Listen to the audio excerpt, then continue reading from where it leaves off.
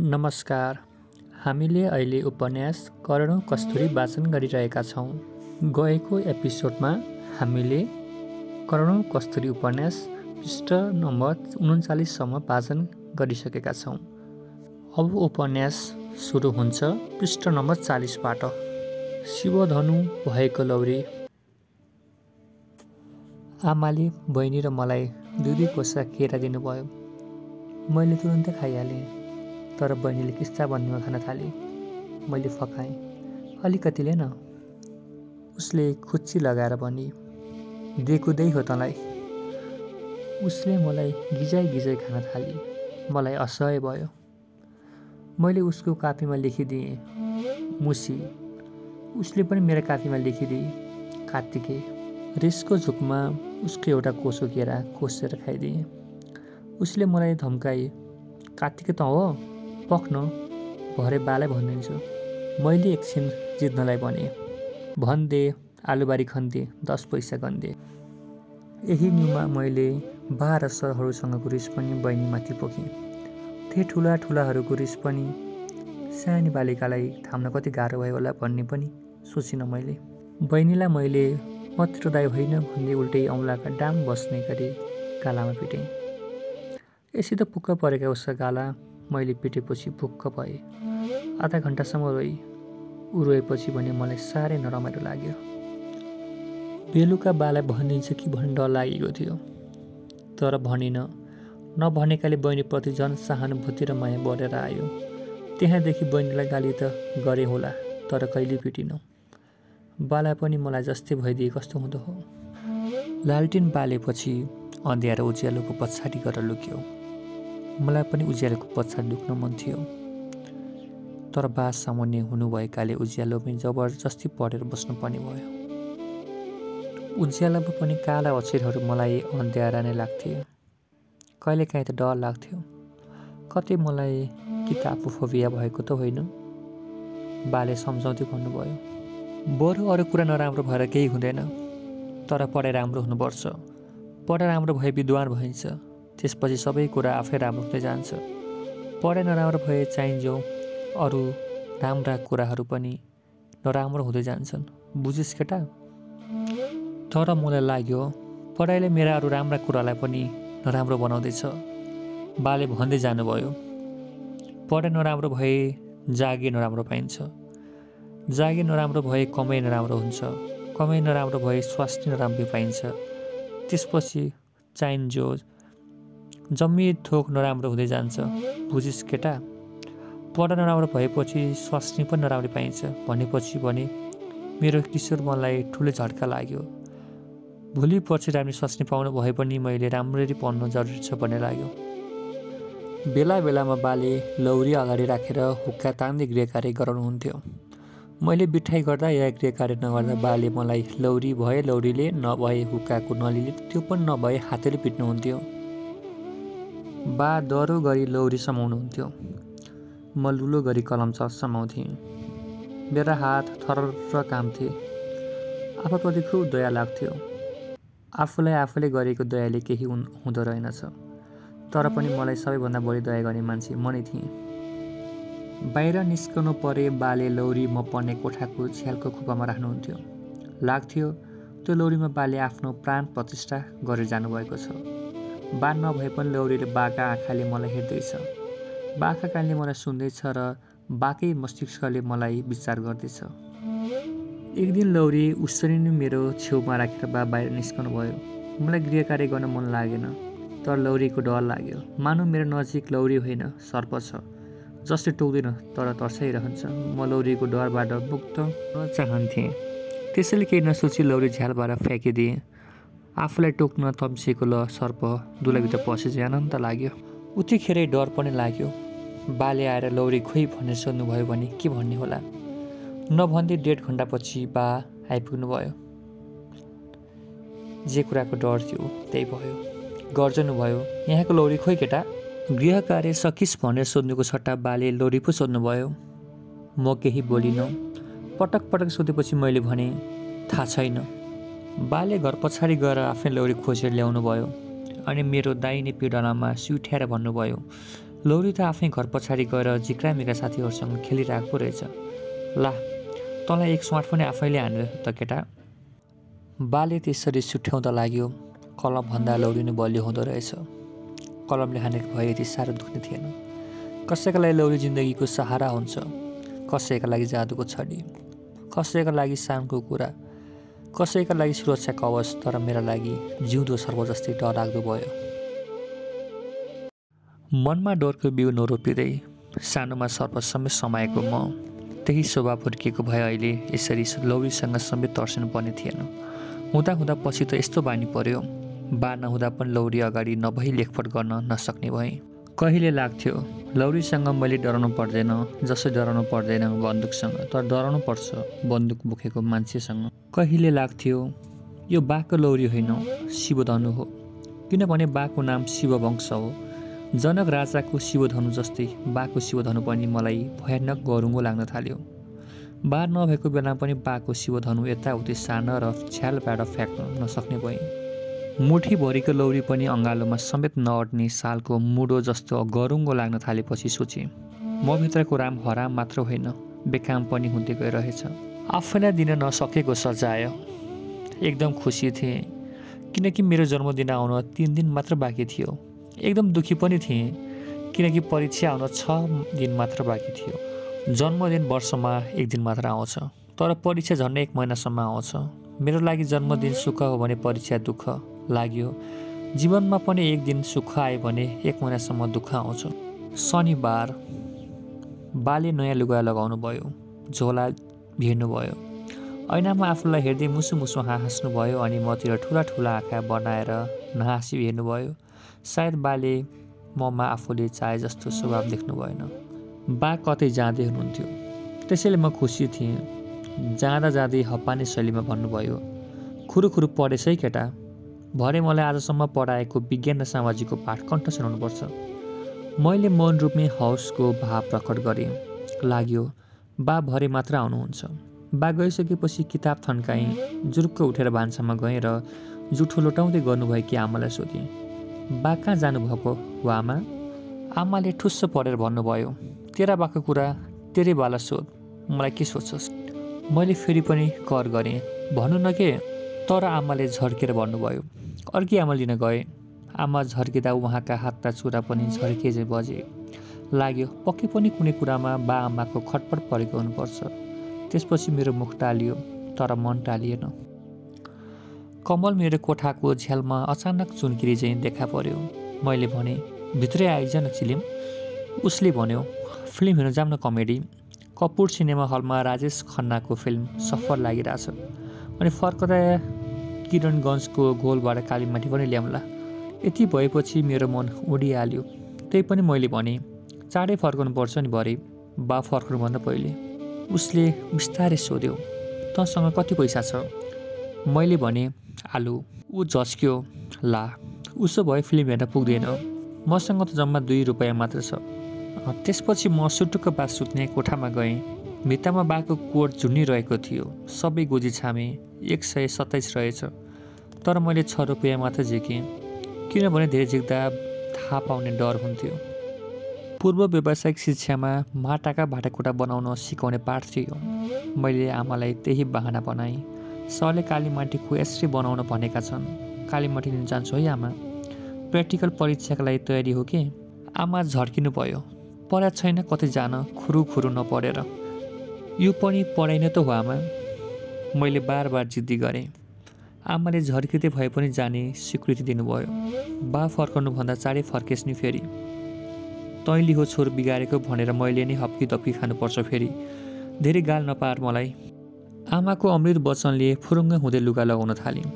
आमा भान्साबाटै कराउनु भयो, चाँडै आएस् नि फेरि, न त भरे टाउकाको कपाल एउटा पनि नरहला। म तयार भएर आँगनमा निस्केँ। आमाले सम्झाउनु भयो, धापा नगएस् नि फेरि, गरिन्छ। हस् हस् भन्दै सबै थोक बिर्सेर हावा चाहिँ सुसाउँदै हामी कमलको थोत्रो साइकलमा ज्ञानको घरतिर बत्तियौँ। ज्ञान पनि हामीसँग जान उतिखेर तयार भइहाल्यो। अगाडि डन्डीमा बस्नेलाई साह्रै दुख्ने र चलाउनेलाई त्रिपल चलाउन गाह्रो पर्ने भएकाले अगाडि डन्डीमा पाले पाले बस्यौँ। साइकल पनि पाले पाले चलायौँ। अगाडि डन्डीमा बस्नलाई साह्रै दुख्ने र चलाउनलाई ट्रिपल चलाउन गाह्रो पर्ने भएकाले अगाडि डन्डीमा पाले पालो बस्यौँ। साइकल पनि पाले पालो चलायौँ। फिल्म छुट्ला भनेर हतार हतार साइकल चलायौँ। कति ठाउँमा त जोल्टिङको पनि याद गरेनौँ। ठाउँ ठाउँमा चेन फुस्किएर झन् ढिला भयो। चेन हाल्दा हाल्दा हात साइकल बनाउने मिस्त्रीको जस्तै काला भएका थिए। कसो पङ्चर पनि भएन। सधैँ चाहिँ प्रथम श्रेणीको टिकट काट्यौँ। हलमा छिर्दा फिल्म भर्खर सुरु भएको रहेछ। नाम दिँदै थियो। जब बिरालोले आफ्ना छाउरा छाउरी च्यापे झैँ मुखमा लाइट च्यापेर टिकट चेकर आयो र हाम्रो टिकट चेक गरेर गयो। त्यसपछि मैले यसो पछाडि फर्केर हेरेँ। अँध्यारै भए पनि पर्दाको उज्यालोमा स्पेसलतिर केही सिटहरू खाली देखिए। टिकट चेकर गइसकेपछि हामी सुट्ट उठ्यौँ र स्पेसलमा गएर बस्यौँ। यो हाम्रो सधैँको तरिका हो। म दुई कुराले खुसी थिएँ।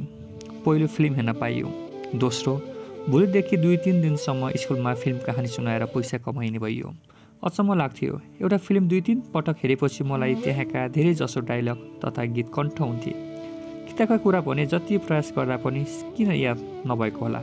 हलबाट निस्केर साइकल झिक्न मात्र के लागेका थियौँ। कम्मलले भन्यो, ऊ हेर सर। मेरो त साथ त गइहाल्यो। आत्तिँदै उसले देखाएतिर हेरेँ। हेर सरसँग बलबहादुर सर पनि सँगै रहेछन्। उनीहरू पनि फिल्म हलबाट बाहिर निस्कँदै रहेछन्। त्यसैले मेरो गएको सातो फर्किहाल्यो। आखिर सरहरूलाई पनि त फिल्म हेर्न मन लाग्दो रहेछ जस्तो लाग्यो। मैले जोसिँदै भने, अब स्कुल गएर केटाहरूलाई गफ हान्नुपर्छ। के सोचा छौ केटा हो? हेर सर र बलबहादुर सरसँग सँगै फिल्म हेरेर आइयो। कता कता सरहरूको अगाडि गएर नमस्कार गर्न मन लाग्यो। कमल र ज्ञानले पनि मलाई जा भनेर उक्साए। म सरासर हेरसर र बलबहादुर सर भएको ठाउँमा गएर सामुन्ने उभिएँ र शालीन शैलीमा नमस्कार गरेँ। उनीहरूले ठुला ठुला आँखा बनाएर तर्से चाहिँ हेरेर नमस्कार फर्काए। तर म उनीहरूसँग तर्सेको थिइनँ। त्यसपछि म हाँस्दै कमल र ज्ञान भए ठाउँ फर्केँ। उनीहरू पनि पेट मिची मिची हाँस्दै थिए। नमस्कार गर्दा यति धेरै सन्तुष्टि जीवनमा पहिलो पटक महसुस गरेँ। घर फर्कन जब साइकल चलाउन थाल्यौँ, बलै आएन। बल्ल भोक लागेको थाहा भयो। हामीसँग 2 रुपियाँ मात्र बाँकी थियो। अब के खाने? प्रायः जसो हामी चन्दनपुरको ओह्रालो नजिकैको पाउरोटी कारखानामा जान्थ्यौँ। भर्खर बनाएको ताता बम पाउरोटी एक पोका किन्थ्यौँ र कारखाना पछाडिको चौतारामा बसेर ग्वाम खान्थ्यौँ। अनि कलको पानी घटघट टन्न पिउँथ्यौँ। पेट पुटुक्क हुन्थ्यो। त्यसपछि साइकल पेलेर घरतिर बत्तिन्थ्यौँ। घाम ओह्रालो लागिसकेको थियो। हामीलाई भने घाम छँदै अझै एउटा अर्को उकालो चढ्नु थियो। एक झोला कालीमाटी लिएर बाभन्दा चाँडै घर पुग्नु थियो। साइकल पनि रेल चाहिँ कुदायौँ र किरणगञ्जको खोलमा पुग्यौँ। त्यहाँ ठाउँ ठाउँमा दलदले धापहरू थिए। त्यहाँ पर्यो भने त गडिन्थ्यो। हामी जोगिँदै कालीमाटी पाइने ठाउँमा पुग्यौँ। प्लास्टिकको बोरामा कालीमाटी उठाएर हाल्यौँ। गनेउला भएको ठाउँमा माटो अझ चाम्रो थियो। छानी त्यस्तै माटो उठायौँ। साना एकवटा बोराको झोलामा माटो बोकेर हामी डिलडिले बाटोमा निस्किँदै थियौँ। अलिकति पर हिलोमा कमल फुलेको देखियो। एकदम सफा र सुन्दर। मैले भने, ऊ कमल फुलेको। कमल खुसी भएर हाँस्यो। ज्ञानलाई पनि खुसी बनाउन भने। कमल भनेको ज्ञानको प्रतीक हो। ज्ञान पनि खुसी भयो। त्यही बेलामा कमल आलीबाट चिप्लियो। हामी हाँस्यौँ। हाँस्दा ज्ञान र म पनि आलीबाट चिप्लियौँ। थाहै भएन झाले ढाकेको त्यो ठाउँ धाप पो रहेछ। हामी तिनैजना बिस्तारै धापमा गर्दै गयौँ। एक्कासी हाम्रो हाँसोले हामीलाई छोडेर गयो। घुँडासम्म गडेपछि हामीलाई बाहिर आउन गाह्रो भयो। फाइदा जति उठाउन खोज्यौँ उति हामी गर्दै पो गयौँ। तिग्रा हुँदै जब गुप्ताङ्कलाई समेत हिलोले छोयो, त्यसपछि भने असाध्यै डर लाग्यो। कतै हामी धापमा डुब्ने त होइनौँ। आमाले सम्झाउनु भएको सम्झेँ। धापमा नगएस् नि फेरि गडिन्छ। आँखाभरि आँसु पार्दै यसो पश्चिमतिर फर्केर हेरेँ। हिलोमा कमल उसरी नै रङ्गीन हाँसो हाँसिरहेको थियो। यता मेरो साथी कमल भने म चाहिँ हिलोमा रोइरहेको थियो। ज्ञान पनि गर्दै थियो। पश्चिमतिर हेरेँ। पहाडमा घाम आधा डुबेको थियो। हामी पनि धापमा आधा डुबेका थियौँ। अब एकैछिनमा त्यो घाम डाँडामुनि डुब्दै थियो। हामी पनि एकैछिनमा कतै यो धाप मुनि डुब्ने त होइनौँ। केही समय अघि फिल्म हेर्दा फिल्मको कहानीले दुखेर हामी हिक्क हिक्क रोएका थियौँ। अहिले पनि हामी हिक्क हिक्क रुँदै थियौँ, तर यी दुई आँसुमा कति धेरै फरक छ। वरिपरि न समाउने केही चिज थियो, न गुहार दिने मान्छे थिए। हाम्रो मात्रै बलले हामी बाहिर निस्कनै सकेनौँ, किनभने हामीले पाइला चाल्नै सकेनौँ। गुप्ताङ्गसम्म गढेपछि गर्न रोके जस्तो भयो। लाग्यो हामीलाई गर्न हाम्रो गुप्ताङ्गले नै रोकेको हो। गुप्ताङ्ग जीवनको केन्द्र हो। यो पनि डुब्यो भने हामी धापसँग पुरै पराजित हुनेछौँ। पर कोही मान्छे देखियो। साँझ परेकाले अनुहार ठम्बाउन सकिएन, तर हामीलाई भगवान देखे जस्तै लाग्यो। हामी तीनैजना एकसाथ चिच्यायौँ, बचाऊ बचाऊ, गुहार गुहार। बल्ल हाम्रो बोली फुटेको थियो। त्यो मान्छे हामी भएतिर आयो। उसले टाउकोमा मैले टोपी, शरीरमा भोटो, तल कछाड र कछाडमाथि कम्मरमा पटुका बाँधेको थियो। ऊ हामी भएतिर आयो, तर केही बोलेन। नबोली नबोली हतारिँदै पटुका खोल्यो। पटुकामा समाउन लगाएर हामी तीनजनालाई पालै पालो धापबाट निकाल्यो। लाग्यो आमापछि हामीलाई धरतीले जन्माइन्। जन्मनु यही मान्छेले सघायो। फेरि पश्चिमतिर हेरेँ। घाम पहाड मुनि डुबिसकेको थियो, तर हामी धापमाथि उत्रिसकेका थियौँ। फिल्म हेरेर निस्किँदाको भन्दा कयौँ गुणा बढी आनन्द धापबाट निस्किँदा महसुस भयो। लाग्यो आनन्द भनेको सुख पाउनु होइन, दुःखबाट मुक्ति पाउनु हो। हामीले त्यो मान्छेसँग केही बोल्न सकेनौँ, हाँस्न पनि सकेनौँ।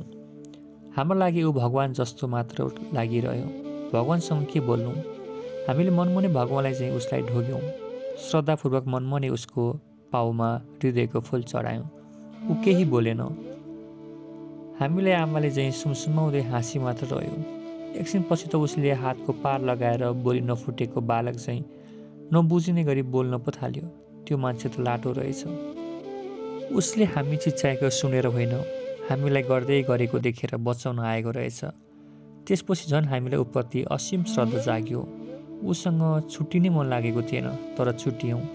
साँझमा देखेको उसको अनुहार फेरि देख्दा नसम्झिनु पनि सकिन्छ, तर उसले दिएको पुनर्जीवन कहिल्यै बिर्सन सकिँदैन। ऊ उत्तरतिर गयो, हामी दक्षिणतिर गयौँ। हामी तिनैजनाका चप्पल भने धापभित्रै छुटे, तर हाम्रा खुट्टा भने छुटेका थिएनन्। त्यसैले हामी खुसी थियौँ। ती तीन जो चप्पलको माया लागेन। हाम्रो माटाका बोरा पनि गढेका थिएनन्। ती हामीले बोक्यौँ र हिँड्यौँ। अलि पर पुगेर खोलामा हातखुट्टा धोयौँ। माटै माटो लागेको प्यान्ट र कट्टु धोयौँ। चिसे लुगा लगायौँ र साँझका चरा आफ्नो गोठतिर हतार हतार हानिए झैँ हामी आफ्नो घरतिर हानियौँ। पाले पालो साइकल कुदाउन थाल्यौँ। पछाडि क्यारीमा बस्नेले अलि धेरै र अगाडि डन्डीमा बस्नेले अलि थोरै माटो बोक्यौँ। अँध्यारो भएकाले साइकल अचानक जोल्ठिङमा पर्यो। त्यसपछि बम पड्के चाहिँ पड्कियो। बम होइन, हाम्रै साइकलको पछाडिको ट्युब पड्केको रहेछ। पल्सर टाल्नलाई त न नजिकै साइकल दोकान थियो, न हामीसँग पैसा थियो। अब के गर्नु? पाले पालो साइकल डोराउँदै थियौँ। कम्बलले जुक्ति लगायो। जसरी पनि घरमा गाली खानु नै छ। पुरानो भइसक्यो यो साइकलको ट्युब, जसरी पनि फेर्नुपर्छ। बरु हावा नै नभए पनि साइकल चलाउँ, नत्र घर पुग्दा झन् राति हुन्छ। रातको 9 बजिसकेको हुँदो हो। म घर पछाडि पुगेँ। मनमा डरको आँधी चल्दै थियो। अब बाले कति गोद्नुहुने हो? यी सब कुरा थाहा पाउनुभयो भने झन् के गर्नु होला? मेरा पाइला रुखका जरा चाहिँ एकै ठाउँ गाडिएर उभिन खोज्दै थिए, तर मैले नहिँडी नहुने थियो। जति जति आँगनिएर पुग्थेँ उति उति पाइलामा झ्याप झ्याप ब्रेक लागिरह्यो। भोक, थकाइ, फिल्म, धाप, लाटादाई सबै बिर्से चाहिँ भयो। धापमा गर्नुभन्दा भयानक दुःख अब सुरु हुँदैछ जस्तो लाग्यो। आँगनको डिलमा पुगेर आफूलाई खुब सम्हालेर अड्डाएर खाली खुट्टा लिएर टक्क उभिएँ। भान्सा कोठामा र बाको कोठामा बत्तीको उज्यालो देखियो। बाको चर्को आवाज सुने। घर मात्र आओस् न, त्यसका खुट्टा नबाची। मैले धापमा गढेका आफ्ना खुट्टातिर हेरेँ। अँध्यारोले पोतिएका खुट्टा हिलोले पोतिए जस्तै देखिए। लगलग कामेको थिएँ, तर अँध्यारोले छेकेर देखिएन। महसुस मात्रै गरिरहेँ। खुट्टाभन्दा कयौँ गुणा बढी मन कामेको थियो। आमाले भाडा बजाउँदै दिदी र बहिनीसँग सुसाउनु भएको सुने। कहाँ मरेको होला यति बेलासम्म? झन् चाँडै घर आइज भनेको सधैँ उस्तै, जति भने पनि नलाने यो शैतानलाई। अब फेरि कति तमासा हुने हो। यसले कहिले सुख दिने भएन। म सुट्ट भान्सामा छिर्न मात्र के लागेको थिएँ, बा लाइट लिएर बाहिर निस्किहाल्नुभयो। सायद मलाई नै खोज्नु होला। झ्याप्प जम्का भेट भयो। म ठहरै भएँ। अँध्यारैमा पनि बाका आँखाले मेरा तन मन पुरै एक्सरे गरे झैँ हेरे। बाले मलाई पाखुरामा समाएर भित्र कोठामा लैजानुभयो। लालटिन बलिरहेको थियो। म निगुरेको बोर्ड झैँ चुपचाप बाको अगाडि निहुरिएँ। पुलिसले अपराधीलाई झैँ बाले मेरो केरकार सुरु गर्नुभयो। कहाँ गएको थिइस्? कालीमाटी लिन। ढाड्छस्? कालीमाटी यहीँ छ। मैले सानो बोराको झोलाको कालीमाटी देखाएँ। कस्तो सोधेर गइस्? आमालाई। मलाई सोध्न सकिनस्? किन जानु परेको कालीमाटी लिन? सरले पठाउनु भएको एस्टे बनाउनु थियो, पूर्व व्यवसायको प्र्याक्टिकल परीक्षाका लागि। कालीमाटी लिन जाने बाहनामा फिल्म हेर्न गइस् होइन? होइन। ढाड्छस्? होइन। ल नडाटिस् भन् त, कहाँ गएको थिइस्? म केही गर्दिनँ। कहिलेकाहीँ त तैँले साँचो बोलेको पनि सुन्न पाइयोस् न। मैले यसो आँखा उठाएर बाघको अनुहार हेरेँ। लालटिनको मधुरो उज्यालोले हो या साँच्चै हो, बा अलि कोमल जस्तो देखिनु भएको थियो। त्यसैले मैले डराइ डराइ सोधेँ, साँच्चै केही गर्नुहुन्न? बाले बाचा गरे चाहिँ भन्नुभयो, ल गर्दिनँ। मैले भने, हो। के फिल्म हेरिस्? सफर। को हुन् हिरो हिरोइन? राजेश खन्ना र शर्मिला टैगोर। तेरो कहानी भन्न सक्छस्? सक्छु। कता कता लाग्यो? कतै बा पनि हेर्छ र बलबहादुर सर चाहिँ यही फिल्म हेर्न जानुभएको त थिएन? बाले अलिअलि नरम अलिअलि गरम किसिमले कराउनु भयो। यसरी नै पढाएका कुरा आइदिए कस्तो हुँदो हो? दिमाग त छ नि हलीको, के गर्नु? पढ्ने दिमाग छैन, फिल्म हेर्ने दिमाग मात्र छ। बालाई वचनमा फसाएर मैले यसरी ठाडो ठाडो बोल्दा बालाई कति रिस उठेको हुँदो हो। उहाँलाई कति आपत पर्यो होला। नपिटाउ नपिटी नहुने, पिटाउ पिट्दिन भनेर बाचा गर्नुभएको छ। मनमा नि मलाई कति चटकन लगाउनु भएको होला। चाहे जोसुकै होस्, उहाँ वचनको साह्रै इमान्दार मान्छे। इमान्दारिताका रूपमा समाजमा उहाँको ठुलो इज्जत थियो। मोटो बोलीमा हराउनु भयो। जा झ्यालको लौरी लिएर आइज। ला, बाले आफ्नो इमान्दारिता तोड्न पो लाग्नु भयो कि क्या हो? अब गोदाइ खाइला जस्तो छ। मेरा खुट्टा फेरि एक्कासी लक लक काम्न थाले। बाको एकै वचनले गर्दा मैले शिवधनुष जस्तो गरुङको लौरी पनि सजिलै उचालेर ल्याएर बालाई दिएँ। लाग्यो मेरो बल बासँग छ। तर बाले भन्नुभयो, आज म तँलाई पिट्दिनँ। म खुसी र छक्क एकसाथ भएँ, त्यति नै गम्भीर र सशङ्कित पनि। बाले अगाडि भन्नुभयो, आज त आफैले आफैलाई पिट, आफैले आफैलाई सजाय दे। किनभने तँलाई सजाय दिँदा दिँदा म थाकिसकेँ, तर त थाकिनस्, त कहिले सुध्रिनस्। कसरी आफैले आफैलाई पिट्ने अब? अल्मलिएँ। बा कराउनु भयो, आफैले आफैलाई पिट भनेको सुनिनस्? आफैले आफैलाई मार्नेहरूलाई समेत सम्झेँ, तर पनि मैले आफूलाई पिट्न सकिनँ। आफूलाई मार्नेहरूले पनि आफैलाई पिट्न सकेका थिएनन् होला। के आफूलाई पिट्नुभन्दा आफूलाई मार्नु सजिलो हो? जति बल गर्दा पनि मैले आफूलाई पिट्नै सकिनँ। बाले पनि पिट्नु भएन। त्यो सजाय नै मलाई सबैभन्दा बढी सम्झिरहने र दुखिरहने सजाय भयो। कलपभन्दा लौरी ठुलो। विद्यार्थीहरूका साना साना गल्तीमा पनि कुलबहादुर आले सर ठुलो ठुलो सजाय दिन्थे। हातमा जे छ त्यसैले पिट्थे। हातमा केही नभए हातैले पिट्थे, तर हिर्सले जति होइन। उनी हाम्रो नजिक आउँदा उनले नपिटे पनि पिट्लान् कि भनेर हामी आफ्ना दुवै हातले टाउको ढाकेर किकिल्क पढ्थ्यौँ।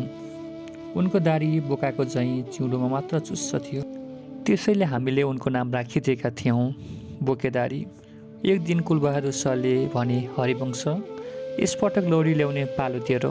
भोलि स्कुल आउँदा अलि बलियो खालको बाँसको लौरी बनाएर ल्याइस्। मैले हतारिएर भने, हुन्छ सर, यसरको भन्दा राम्रो लौरीले बनाएर ल्याउँछु। मेरो उत्साह देखेर उनले भने, तैँले ल्याएको लौरी अरूले ल्याएको भन्दा बलियो होला जस्तो छ। साथीहरू भन्थे, हेरसरको लौरीभित्र फलामको सुइरो छ, एकदम बलियो। हेरसरको लौरी जस्तै होस् भनेर मैले हौसिएर भने, सर, लौरीभित्र फलामको सुइरो पनि हाले ल्याऊँ? उनले त मलाई उल्टो प्रश्न पो गरे, सुइरो हाल्नलाई कलम होला लौरी? मैले भने, कलमभन्दा त लौरी नै ठुलो हो नि सर, उनले सम्झाए। तरबारभन्दा कलम ठुलो भन्न मोरा। तर पनि मैले सरको कुरामा खासै ध्यान दिइनँ। कलमभन्दा लौरी ठुलो, लौरीभन्दा तरबार ठुलो, तरबारभन्दा घरबार ठुलो, घरबारभन्दा दरबार ठुलो, तरबारभन्दा संसार ठुलो भन्दै फुर्केर चिठी बजाउँदै दौडेँ। किनभने सरले मलाई लौरी बनाएर ल्याउने जिम्मा दिएका थिए। हेर्सले पनि लौरी बनाएर ल्याउने जिम्मा दिए अझ म कति खुसी हुन्थेँ होला जस्तो लाग्यो। सरले पढाइ सम्बन्धी गृहकार्य दिँदा बेखुसी हुने म लौरी बनाउने गृहकार्य दिँदा भने किन यति धेरै खुसी भएको होला। स्कुल छुट्टी भएपछि घरमा पुगेर खाजा पनि नखाई बाँसखाडीतिर गएँ। छिपिएको र बलियो खालको सुडिलो कटबास काट्नु थियो। सरले भन्नुभएको भनेपछि बाआमाले पनि केही भन्ने कुरै भएन। एउटा साह्रै राम्रो बाँस छानेर काटेँ। साँझसम्म लगाएर लौरी बनाएँ। करिब 2 फुट लामो हुँदो हो। खुब राम्रो बन्यो। बाँससँग मिल्दो रङ पनि लगाएँ। सरले दिने धन्यवाद लिन र राम्रो लौरी देखेर खुसीले उज्यालो भएको सरको अनुहार हेर्न बिग्रो थिएँ म। भोलिपल्ट खुसी हुँदै कुलबहादुर सरलाई लौरी दिएँ। भने जस्तो लौरी देखेर सर त मैले सोचेभन्दा धेरै खुसी भए र पुलिस चाहिँ हातमा लौरी खेलाए। म त्यसै मक्ख भएँ। पहिलो पिरियड नै उनको थियो। मैले दिएको नयाँ र सुन्दर लौरी नचाउँदै उनी कक्षामा आए। मेरो ध्यान भने सरले कालो पाटीमा लेखेका र किताबका कुरामा होइन, सरको हातमा कुनै सुरताल बिना नाचिरहेको लौरीमा थियो। उनको हातमा परेपछि निर्जीव लौरी पनि जिउँदो सर्प जस्तै डरलाग्दो हुन्थ्यो। तर म डराएको थिइनँ, किनभने त्यो लौरीको वास्तविक मालिक त म नै थिएँ। लाग्यो जति विषालु र टोक्ने भए पनि सर्पले आफ्नो मालिक सपेरालाई टोक्दैन। लाग्यो त्यो लौरीले पनि मेरो रक्षा गर्छ। कहिलेकाहीँ कुलबहादुर शर्मा अचम्मको सनक र उन्माद चढ्थ्यो। कपाल पालेको या नकोरेको न्युमा, सर्टको कलर नमिलेको या टाक फरक फरक लगाएको न्युमा समेत विद्यार्थीलाई गोरुलाई चाहिँ छोड्थे। कक्षामा प्रवेश गरेको एकछिनपछि उनले टर्चलाइट बाले चाहिँ सबै विद्यार्थीमाथि सर र आँखा डुलाए। कमलको अनुहारमा पुगेर उनको आँखा टक्क अडिए। उसको मैली र लामो कपालमा च्याप्प समाए। कमल थरर काम्यो। सर कड्किए। उठ। कमल जुर्क उठ्यो। उनी फेरि उसरी नै कड्किए। कति महिना भयो नुहाएको? कमलले हँसाउने पारामा भन्यो, 1 महिना पुग्न 3 हप्ता बाँकी छ सर। सबैजना हाँसे तर ऊ हाँसेन। तैँले त नुहाइनस्, यो तैँले लाएको सर्ट धुनु पर्दैन? आमालाई फुर्सद नभएर सर। तँलाई त फुर्सद थियो होला नि? साबुन नभएर सर। तेरो घरको अगेनामा खरानी त होला नि? पहिलेका मान्छेले खरानी पानी लुगा धुन्थे। कमल चुप लाग्यो। त्यसपछि अगाडि लगेर सरले उसका दुवैतिरका कन्सिरीका रौँ च्याप्प समातेर ताने। ऊ त जुरुक्कै उचालियो। त्यसपछि बेन्चीमाथि राखेर पिडलामा मैले ल्याएको लौरीले 4 छडी लगाए। मेरा आँखाबाट आँसु र आगो सँगसँगै निस्के चाहिँ लाग्यो। तर कमल रोएन। लाग्यो कमल रुख भइसकेको छ। रुखलाई लौरीले जति हाने पनि दुख्दैन। सरले मेरो सबैभन्दा प्रिय साथीलाई त्यसरी पिट्दा आफूलाई पिटे भन्दा बढी दुख्यो मलाई। बेकारमा सरका लागि लौरी बनाएछु जस्तो लाग्यो। बरु लौरी बनाएर नल्याएकोमा सजाय खान तयार हुनु पर्थ्यो मैले। लौरी बनाएर ल्याउँदाको मेरो खुसी बेखुसीमा परिवर्तन भयो। त्यसपछि उनले गृहकार्य हेर्न थाले। मेरो पाला आएपछि पो म जसङ्ग भएँ। लौरी बनाउने धुनमा मैले त गृहकार्य गर्न बिर्सेको रहेछु। हुन त प्रायः म बिर्सन्थेँ, सम्झी पनि प्रायः गर्थेन। आफै नगरे पनि बेलैमा सम्झेको भए सरको पिटाइबाट बस्न अर्को पाठ साने थिएँ। यसो छेउछाका साथीहरूको गृहकार्य देखाएर झुकाउने मन भयो। आफूले पनि पिटाइ खाइन्छ भनेर वरिपरिका साथीहरूले दिन मानेनन्। अलि पहिले थाहा भएको भए कुनै साथीसँग कुरा मिलाउँथे होला। कुरा मिलाउने समय नै भएन। सर लौरी नचाउँदै नजिक आइहाले। उनले जङ्गी शैलीमा भने, गृहकार्य देखा। मैले टाउको कनाएँ। डराएका आँखाले सरलाई र सरको बोकीदारीलाई हेरेँ। त्यसपछि आफैले बनाएर ल्याएको लौरीलाई हेरेँ। आत्तिँदै मैले सरासर ढाँटेँ, लौरी सम्झी गृहकार्य बिर्स्यो। भोलि ल्याउँछु सर। Sure sir. उनी उसरी नै गर्छे। भोलि कहिले आउँदैन भने थाहा छैन तँलाई? ल हात थाप। आफैले बनाएको लौरी आफ्नो हातबाट सरको हातमा गएर बेढङ्गले नाच्न थालेपछि कहिले सर्प जस्तो, कहिले पुलिसको डन्डा जस्तो लाग्न थाल्यो। उनले मेरो अक्षर लेख्ने हातमा 1 छडी सुम्राइहाले अनि भने, लौरी बनाएर ल्याएकोले 1 लौरी मात्र खाइस्, 1 लौरी माफ पाइस्। कुरो बुझिस् हली? हली त बरु उनी भएका थिए, म गोरु। किनभने उनी विद्यार्थीले हलीले गोरुलाई चाहिँ पिट्दै थिए। आफैले बनाएको लौरीले पिटाइ खान पर्ला भनेर त मैले कल्पनै गरेको थिइनँ। आखिर आफैले बनाएको लौरीले आफैले नै पिटाइ खानु पर्यो। लाग्यो। लौरीमा चेतना भएको भए अवश्य पनि मैले बनाएको लौरीले सरले भनेको मान्ने थिएन र मैले पिटाइ खाने थिइनँ। लौरीको वास्तविक मालिक म भएकाले लौरी म प्रति उत्तरदायी हुने थियो।